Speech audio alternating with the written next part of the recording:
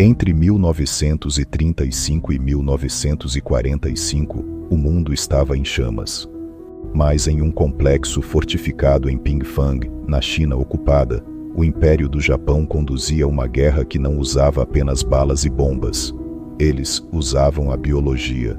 Oficialmente era o Departamento de Prevenção de Epidemias e Purificação de Água. Na prática era a Unidade 731, um laboratório de experiências humanas tão atrozes que fazem qualquer filme de terror parecer conto de fadas. Vivissecções sem anestesia, armas biológicas testadas em civis e um segredo que os EUA ajudaram a esconder por décadas. Hoje, o Arquivo 404 mergulha no episódio mais vergonhoso da medicina moderna. Eu sou Lobato Morel, e o que você vai ouvir hoje não pode ser esquecido, para que nunca mais se repita. O cérebro por trás desse pesadelo era Shiro Ishii, um médico brilhante e sem qualquer bússola moral. Para ele e sua equipe, os prisioneiros não eram seres humanos.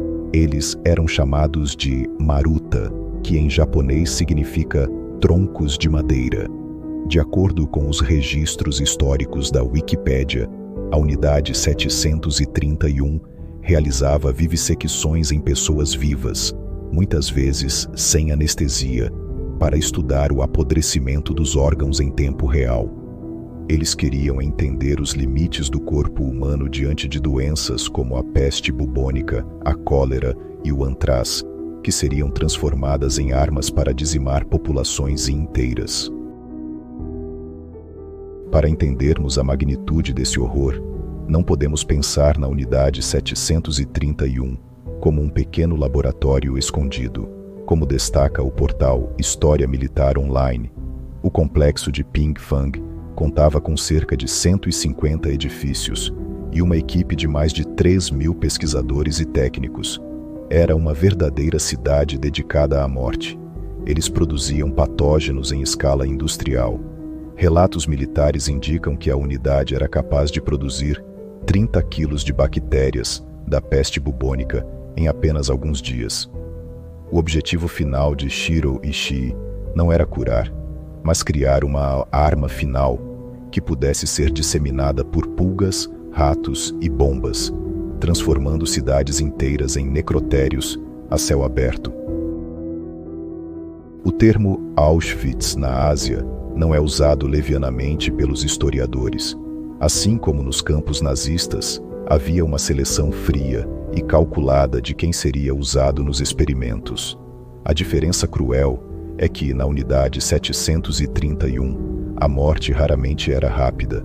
O portal de História Militar reforça que muitos prisioneiros eram mantidos bem alimentados e saudáveis, apenas para que os resultados das infecções experimentais fossem puros, sem a interferência de desnutrição. Era uma crueldade científica refinada, onde a vida humana era tratada como um mero insumo laboratorial, descartável assim que o dado fosse coletado. Mas existe um detalhe ainda mais cruel que a revista Aventuras na História traz à tona. Os Maruta, os prisioneiros usados como cobaias, não eram apenas soldados ou prisioneiros de guerra russos e chineses. Mulheres grávidas e crianças também faziam parte do estoque da Unidade 731. Relatos indicam que experimentos de vivissecção eram realizados em bebês, muitas vezes filhos de prisioneiras que haviam engravidado dentro do próprio complexo. O nível de desumanização era tamanho que, após os experimentos, os restos mortais não recebiam nenhum tipo de rito ou enterro. Havia crematórios industriais dentro de Pingfang para incinerar as provas dos crimes diariamente. A chaminé que os camponeses locais viam de longe não queimava apenas lixo, ela queimava os vestígios da maior atrocidade médica do século XX. As experiências iam além da biologia. Eles testavam a resistência humana ao frio extremo, congelando membros de prisioneiros para estudar a gangrena. Testavam câmaras de vácuo para ver até que ponto os pulmões aguentavam antes de colapsar. foram produzidas bombas de cerâmica carregadas de pulgas infectadas com a peste, que foram lançadas sobre cidades chinesas, causando surtos reais que mataram centenas de milhares de pessoas. A Unidade 731 não era apenas um laboratório, era uma fábrica de morte em massa camuflada de ciência. Quando a guerra acabou, você esperaria que todos esses cientistas fossem julgados e condenados. Mas aqui, o Arquivo 404 revela a parte mais revoltante da história. Os Estados Unidos, interessados nos dados das pesquisas biológicas para usar na Guerra Fria, ofereceram imunidade total a Shiro Ishii e sua equipe, em troca dos resultados das experiências, conhecimentos que nenhum país ocidental teria coragem de obter. O governo americano ajudou a encobrir os crimes da Unidade 731. Muitos desses médicos voltaram ao Japão e se tornaram reitores de universidades e líderes da indústria farmacêutica. O sangue das vítimas de Ping Fang foi a moeda de troca para o progresso científico do pós-guerra.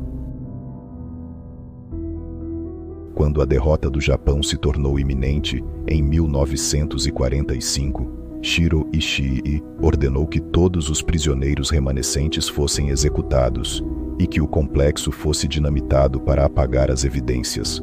Como aponta a Aventuras na História, eles queriam que o mundo nunca soubesse o que aconteceu ali. Mas o silêncio foi quebrado por ex-membros da unidade que, anos depois, assombrados pela culpa, decidiram falar. Se hoje o Arquivo 404 pode contar essa história, é porque o horror era grande demais para ser enterrado sob o concreto de Ping Fang. Mas resta a pergunta que assombra historiadores até hoje e que é o tema central de investigações documentais profundas, como as registradas no IMDb. Até onde ia o conhecimento do imperador Hirohito? Seria possível que um complexo industrial daquela magnitude, consumindo recursos imensos do império, operasse sem o aval do trono? Muitos registros sugerem que a Unidade 731 foi estabelecida por decreto imperial e que membros da família real visitavam as instalações em Ping Fang.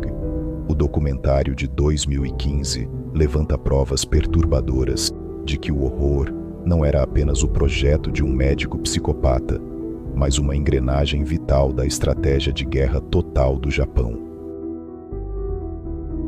O fato de que nem o imperador, nem Shiro Ishii enfrentaram o banco dos réus por esses crimes específicos deixa uma ferida aberta na história da justiça internacional. No Arquivo 404, nós nos perguntamos: o que dói mais? O crime em si ou o silêncio comprado que permitiu que seus arquitetos vivessem vidas longas e tranquilas? A Unidade 731 permanece como uma cicatriz aberta. É o lembrete de que a ciência, quando desprovida de ética, se torna a ferramenta mais cruel do mundo. Shiro Ishii morreu de câncer em 1959, em sua cama, sem nunca ter respondido por uma única vida tirada em seu laboratório. Nós estudamos esses casos no Arquivo 404 não pela morbidez, mas pela memória. Conhecer o passado é a nossa única defesa contra o retorno dessas trevas. Eu sou Lobato Morel. O arquivo da Unidade 731 está selado, mas as lições permanecem. Até o próximo episódio.